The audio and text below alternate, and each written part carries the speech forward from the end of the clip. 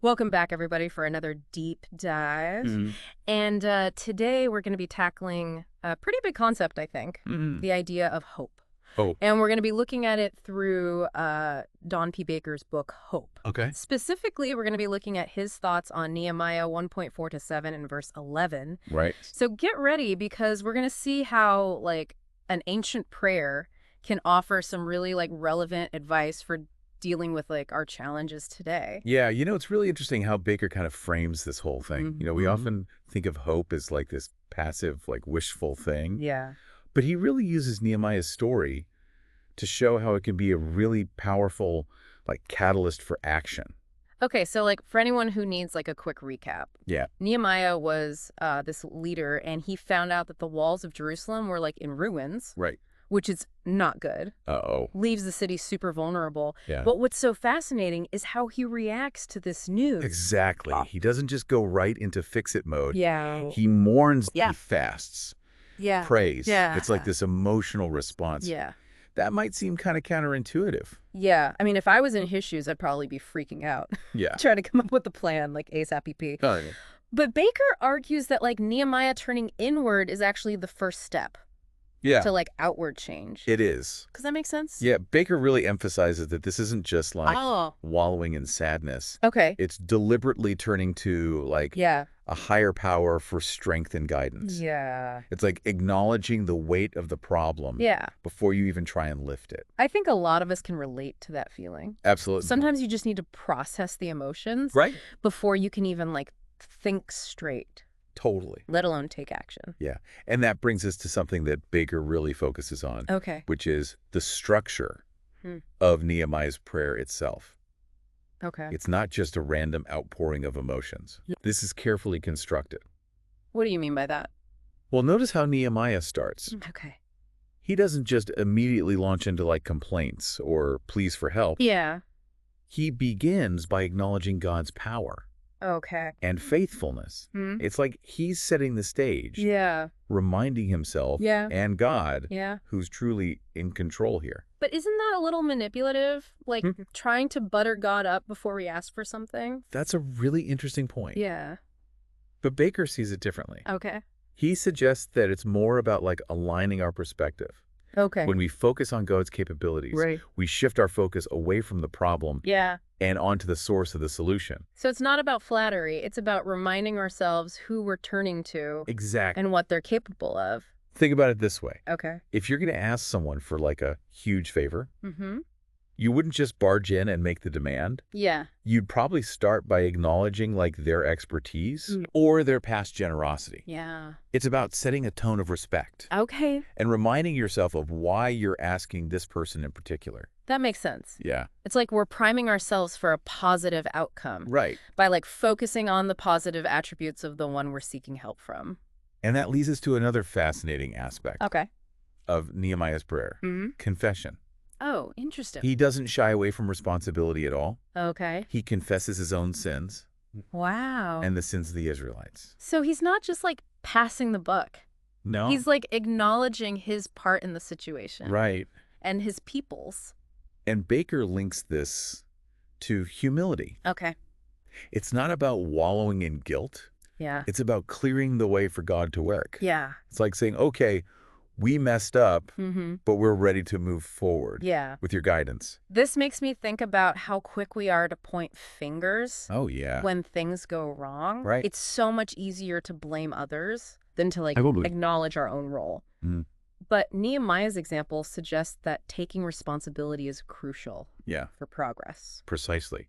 And once he's laid this groundwork of humility and recognition, Okay. Nehemiah gets specific. Okay. He boldly asks God for favor with the king so he can help rebuild Jerusalem. So he's not just vaguely hoping for things to get better. He's Yeah. presenting a concrete request, He is. a plan of action. Yeah, it's like he's saying, God, I'm ready to do my part, Yeah. but I need your help to make it happen. It's a powerful blend of faith and action, Absolutely. isn't it? Baker highlights this crucial balance Mm-hmm. between dependence on God and human initiative. Okay. Faith isn't passive waiting. Yeah. It's about active participation, Right. fueled by belief, Yeah. right? Yeah, it really is like a refreshing perspective. Yeah. Like, it's not about just sitting back and waiting for a miracle. Right. It's about taking action while, like, trusting in something bigger than ourselves. Totally. And this is where Baker's work gets really practical. Okay. He doesn't just analyze Nehemiah's prayer. Mm-hmm. He pulls out some key themes that we can actually apply in our own lives. Okay, I'm all ears. Okay, so he identifies 4 major themes. Okay. The first is what he calls brokenness before God. Brokenness before God. Yeah, it's that sense of humility we were just talking about. Okay. Recognizing our own limitations and our need for something greater. So, like, admitting we don't have all the answers Right. and being open to guidance. Exactly. And that openness leads to the second theme, Okay. which is God's faithfulness. God's faithfulness. Yeah. Nehemiah is constantly reminding himself of God's unwavering promises, his covenant love. Okay. It's recognizing that even when things are tough, Yeah. you're not alone. It's that feeling of knowing someone's always got your back no matter what. Exactly. I like that one. The third theme, Okay. corporate responsibility. Okay. This was a bit more challenging. It's about acknowledging that we're not just individuals. We're part of a community. Okay. Nehemiah confesses not just his own sins, but the sins of all the Israelites. So it's like taking ownership of the problems around us, even Yeah. if we didn't directly cause them. Yes, it's about recognizing our interconnectedness, Okay. understanding that our actions or inactions have ripple effects. This reminds me of that quote. The only thing necessary for the triumph of evil is for good men to do nothing. Oh, yeah. We can't just sit on the sidelines Right. and expect things to fix themselves. And finally, the fourth theme ties everything together. Okay. Faith in action. Faith in action. It's the idea that true hope isn't just a feeling, Yeah. it's a force that drives us to act. Yeah. Nehemiah doesn't just pray, Mm-hmm. he actively seeks solutions, Okay. makes plans, Mm-hmm. takes risks. This one really resonates with me. Yeah. I think a lot of times we can get stuck in the hoping phase Right. without actually, like, doing anything to make things better. Baker's really emphasizing that hope needs to be paired with action Yeah. to truly make a difference. Yeah. So out of those 4 themes, is there one that particularly speaks to you? You know, I think it's the faith in action piece Okay. that really grabs me. Yeah, I can see how it applies to so many areas of life. absolutely. Whether it's like a personal goal, Mhm. a relationship issue, Right. or even just trying to make like a positive impact in the world. Totally. Without action, Yeah. our hopes and dreams just stay dormant. That's a great point. Yeah. And Baker takes it a step further Okay. by providing some very practical ways Okay. we can put these themes into practice. Okay. Let's hear it. How do we take this ancient wisdom Right. and apply it to our modern lives? He gives us 4 key takeaways. Okay.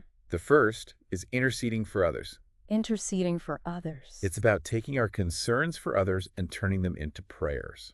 Recognizing that we're not alone in our struggles. Yeah. Offering support through prayer. So it's like turning worry into action Exactly. instead of just letting it consume us. Then there's starting our prayers with praise. Starting our prayers with praise. This is about shifting our focus away from the problem Yeah. and onto God's capabilities. Okay. Acknowledging his power, his love, and his faithfulness Mm-hmm. before we even present our requests. You know, I've actually heard about this before. Yeah. Some people say it's like a mental trick Right. to get yourself in a more positive mindset. And there might be some psychological truth to that. Yeah. But Baker sees it as more than just a technique. Okay. It's about recognizing where our true strength comes from, Okay. aligning our hearts with God's power. So it's not about manipulating God. It's about aligning ourselves with a source of hope and strength. Precisely. Okay. The third takeaway is regular confession. Regular confession. This isn't about beating ourselves up. It's about staying humble and open to change. Okay. Acknowledging our shortcomings clears the way for growth.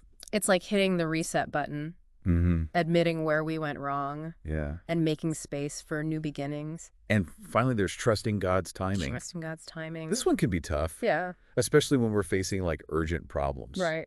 But Baker reminds us that sometimes the answer isn't no. Yeah.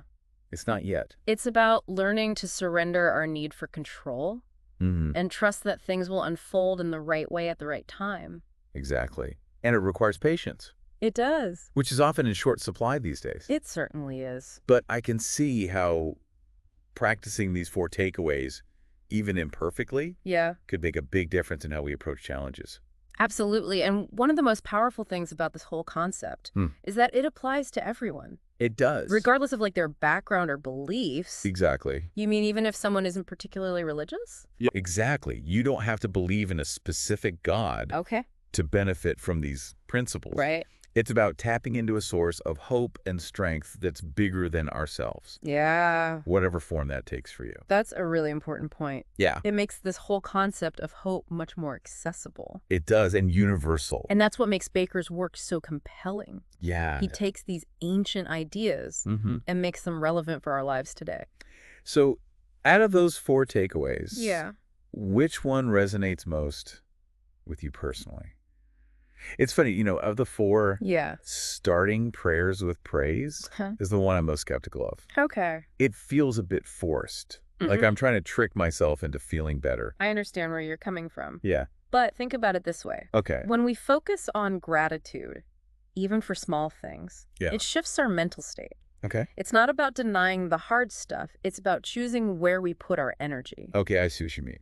Instead of like dwelling on the problem, we're intentionally focusing on what's good, Yeah. what we can be thankful for. Yeah. It's like choosing to look at the light instead of getting lost in the darkness. Exactly. And that act of choosing can be incredibly powerful. Yeah. It opens us up to possibility, Okay. to solutions we might not have considered otherwise. So it's not about pretending everything is perfect. Right. It's about actively seeking out the good, Yeah, even when things are tough. exactly. That makes a lot more sense to me. And what's really fascinating is how this whole story of Nehemiah ties back to the very concept we're exploring, hope.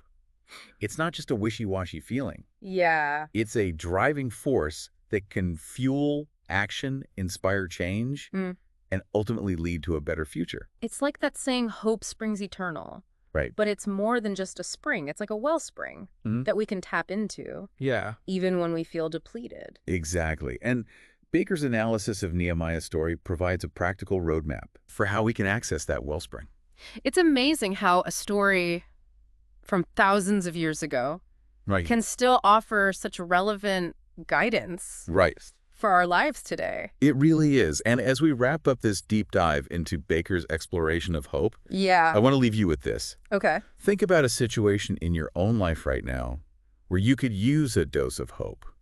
Maybe it's a personal challenge, a relationship that needs mending, or a dream that feels impossible. Yeah. Now, how would Nehemiah approach that situation? That's a great question to ponder. Yeah. It challenges us to take these ancient lessons and apply them to our modern lives. Remember, hope is a choice. It is. It's a decision to believe that even in the darkest of times, there's always a glimmer of light, Yeah. and that light can guide us towards a brighter future. Thanks for taking us on this deep dive into hope. You got it. It's been insightful, challenging, and ultimately very encouraging. Good. And for you listening, we hope this conversation inspires you to choose hope, Yes. to embrace its power, Absolutely. and to let it guide you on your own journey.